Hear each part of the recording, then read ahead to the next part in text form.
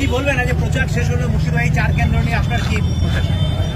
ভারতীয় জনতা পার্টি এই 4 কেন্দ্রের খুব ভালো অবস্থানে আছে এবং আমাদের 4 জন প্রার্থী তারা গত 2 মাসে অক্লান্ত পরিশ্রম করেছেন, সঙ্গে হাজারো হাজারো কর্মী নিয়ে।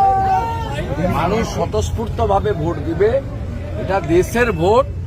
সবাই জেনে গেছেন নরেন্দ্র মোদীজি আবার প্রধানমন্ত্রী হবে। ইতিমধ্যে সুরাট এবং ইন্দোর 2 আসন বিজেপি বিনা প্রতিদ্বন্দ্বিতায় জিতেছে। এখানে মৌন সাংসদদের পাঠিয়ে লাভটা কি? লালুবাবুর ভূমিকা কি? খলিলুর রহমানের ভূমিকা কি? আবু তাহেরের ভূমিকা কি? আমি ভগবানের কাছে তার সুস্থতা কামনা করি, কিন্তু একটা সাংসদ তার গত 5 বছরের টেনিয়রে